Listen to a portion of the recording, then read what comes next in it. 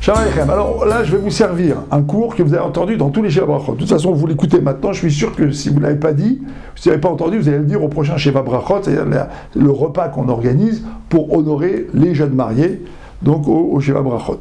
La Gemara dans Yebamot, page 61-62, là-bas, la Gemara s'intéresse finalement à tous les bénéfices du mariage. Et la Gemara va dire la chose suivante, que Adam Ashaoui Belo Isha, un homme qui n'a pas de femme, d'accord, Ashaoui Belo Tova, il n'y a pas de Tova, il n'y a pas de Tov dans sa vie, il n'y a pas de choses bonnes.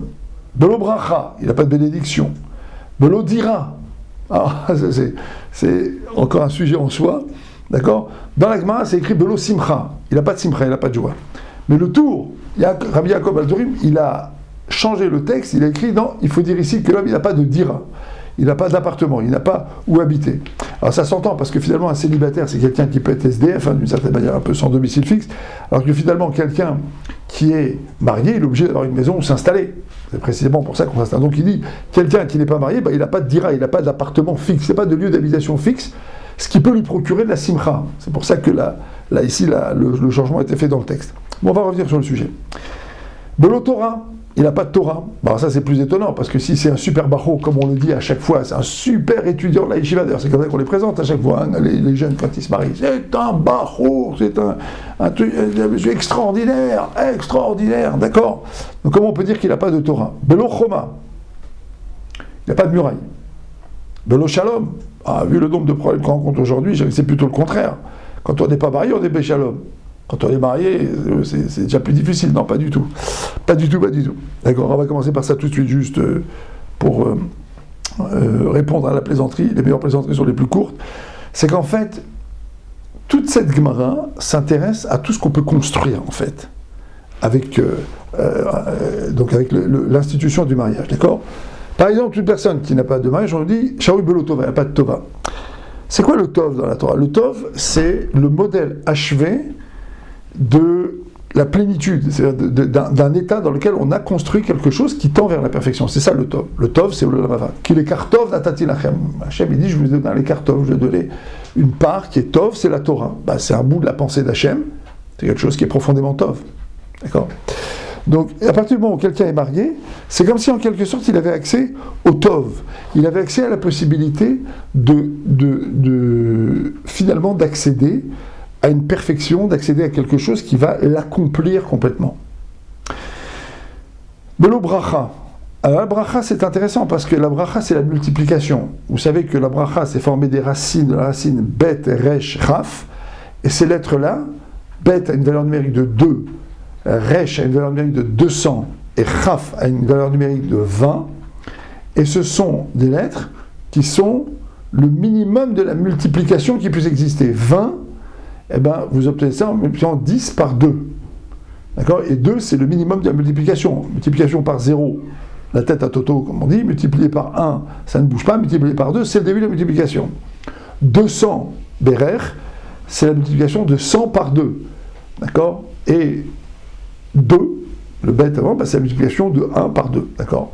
Et Kaf, donc c'est 20, c'est 10 par 2. Donc c'est le minimum de la multiplication. En fait, dans la structure même du mot, on vient de dire ici qu'une personne qui va se marier, elle peut vivre un phénomène de multiplication. Alors la première multiplication, c'est croître et multiplier, qui est la première mitzvah de la Torah, qui justifie, d'après le Tour et le Shulchan Aruch, d'après nos textes et nos décisionnaires, qui justifie le fait de se marier, déjà en soi. Mais il y a quelque chose de plus derrière tout ça.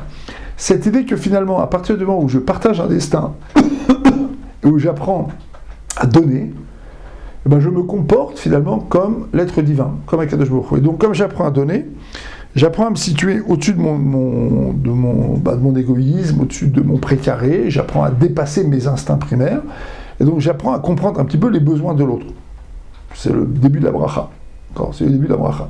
Donner de la tzedaka, que ce soit en argent, en énergie, en parole, il faut commencer d'abord dans sa maison, comme le raconte cette histoire de Rav Zaks, qui était le petit-fils du Chafetz Chaim, qui arrivait tout le temps en retard un matin. Alors un jour, son Rosh Yeshiva lui dit « Mais pourquoi tu arrives en retard? Tu es le petit-fils du Chafetz Chaim, toi, tu dois tout le temps être à l'heure, tu dois être le premier. » Alors il dit non, il dit « Mais j'ai une femme dans mon immeuble, et elle a des problèmes, il faut l'aider, à chaque fois que je veux partir, les enfants se mettent à pleurer, elle est là, elle a besoin d'aide, et tout, etc. » Alors le Rosh Yeshiva lui dit « Moi aussi, je veux l'aider. » Il dit « Laisse tomber, c'est ma femme. » D'accord? À partir du moment où on donne, on a la possibilité d'élargir le territoire de son être, en quelque sorte, aux besoins de l'autre. Il ne faut pas, parce qu'on fait du chesed, devenir propriétaire de l'autre. Je t'ai donné, donc maintenant, tu es dans mon territoire et donc tu es à moi. Souvent, la tentation du chesed, c'est la perversion narcissique. Les grands pervers narcissiques sont des gens qui font beaucoup de chesed. Avec tout ce que je t'ai fait, tu n'acceptes pas d'être ma propriété, tu n'acceptes pas de te taire et de t'allonger devant moi, de te plier devant moi. C'est le yesod de la perversion narcissique. Parce que je t'ai fait du bien, tu es ma propriété, donc tu vas te taire et tu vas supporter maintenant toutes mes manipulations et toutes les humiliations que je te fais subir. Non. Par le chesed, j'élargis le territoire de mon être, c'est-à-dire que maintenant, j'ai inclus l'autre dans ma vie pour lui faire du bien, et donc d'abord pour savoir de quoi il a besoin.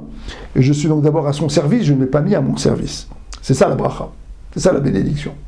C'est ça la force que donne ici le mariage.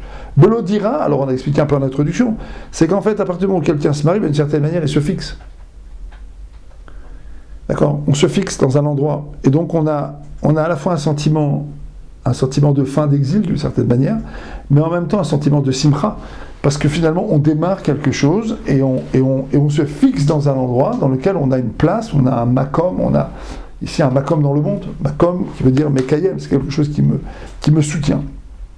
Belo Torah, alors ça c'est très intéressant, parce que finalement il y a deux dimensions dans la Torah. Il y a la dimension de la Torah qu'on étudie, donc elle est dans les livres, d'accord ? Et puis il y a la dimension de la Torah qu'on traduit dans l'acte. La Torah c'est un art de vivre. Hachem m'a donné la Torah pour que j'apprenne à vivre selon les règles de la Torah.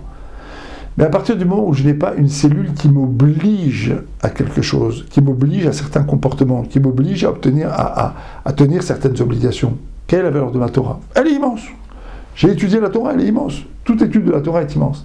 Mais une Torah dans laquelle je suis maintenant tenu, dans une structure familiale, de vivre, la femme avec le mari avec la femme, les parents avec les enfants avec les parents.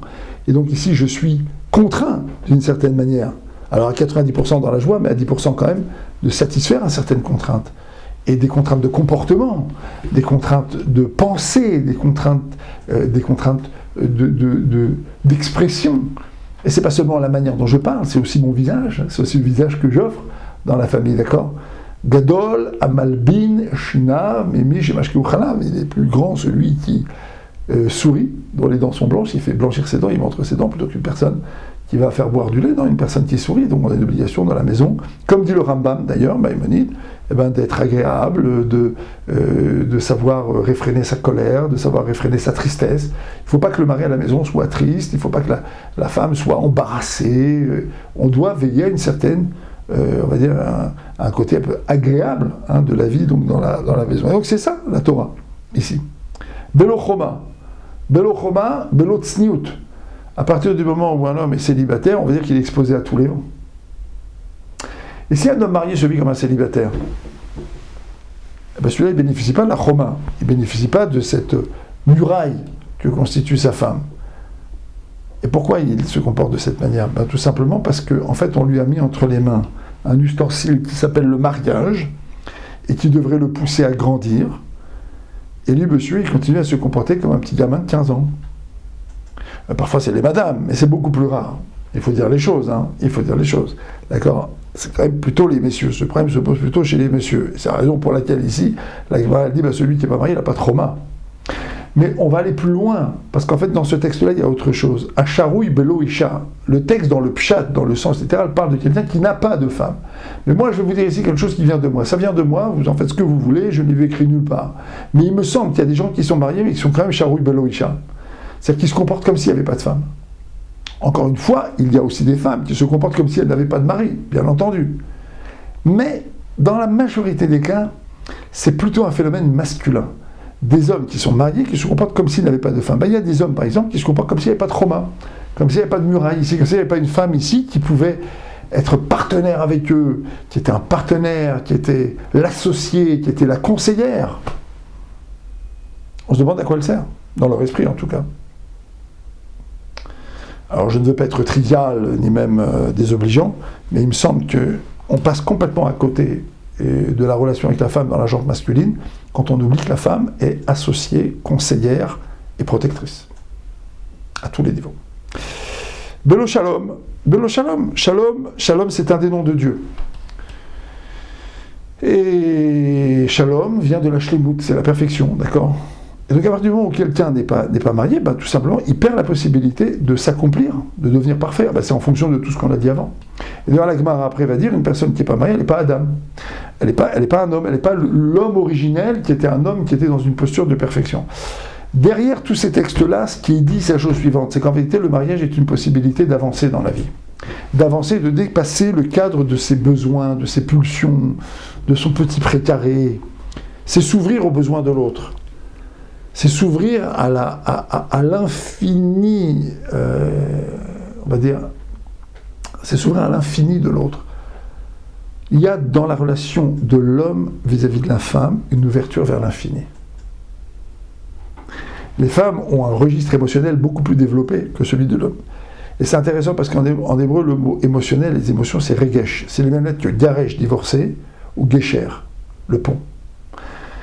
Et c'est vrai que d'une manière générale, ce n'est pas tout le temps le cas, d'accord? Mais d'une manière générale, la grande réussite du couple, c'est de créer un pont, chacun avec ses sentiments, chacun avec les sentiments de l'autre. Être capable de comprendre les sentiments de l'autre, être capable d'abord de choses de comprendre ses propres sentiments, d'exprimer ses propres sentiments, et d'être capable de comprendre les sentiments de l'autre. Gesher. Regesh, le sentiment, l'émotionnel, qui va vers le gesher, le pont. Sinon garesh, divorcé. Divorcé de soi-même, ne pas être capable de se connecter à ses propres sentiments, même d'être capable d'en parler. Souvent dans les thérapies de couple, je m'emploie à faire parler les gens de leur regesh. Qu'est-ce que vous ressentez? Qu'est-ce que ça vous fait ressentir? Qu'est-ce que ça éveille chez vous comme sentiment? Souvent les gens n'ont aucune connexion avec leurs propres sentiments et donc évidemment ils ne peuvent pas comprendre les sentiments de l'autre. Alors la Gemara va aller un petit peu plus loin, d'ailleurs le Shulchan Aruch aussi. À partir du moment où quelqu'un est marié, on lui pardonne toutes ses fautes. Avonotav mitpakpekim nistamim, ça veut dire c'est comme un bouchon. On bouche en quelque sorte l'effet des fautes. Comme si en quelque sorte on disait à quelqu'un, on te donne maintenant une nouvelle chance. Et le Maharsha, qui est le commentateur des Haggadot, va dire, il va aller beaucoup plus loin, il va dire en vérité ici, finalement quand la femme, par l'intimité, par le cadre qu'elle offre à un homme, et donc aussi l'homme par le cadre qu'il va offrir à sa femme, et donc tous les deux se complètent, donc tous les deux ont une vie riche sur le plan sentimental, ils construisent leur couple, et bien l'homme et la femme par cette union finalement, ils vont créer tous les deux une espèce de muraille qui va les protéger complètement de la faute, et la femme va protéger le mari de fauter, d'aller batifoler à droite et à gauche, et le mari va se protéger, et la femme aussi sera protégée. Et dans cet univers de protection, ce qui va disparaître, c'est surtout l'ancrage dans les pensées complètement délétères. Si un mari et une femme réussissent leur relation, un des signes de la réussite de cette relation, c'est qu'ils sont capables de penser l'un à l'autre. Et que ces pensées-là les occupent.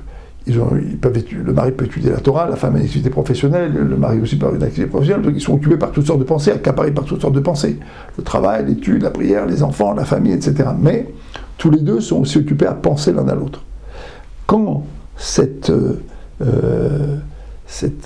aspect de la relation se développe et que finalement le mari et la femme pensent énormément l'un à l'autre, il y a ici quelque chose qui est de l'ordre de la réussite, parce que ici, ce couple, c'est un couple dans lequel le mari et la femme sont protégés. À réfléchir, à très bientôt.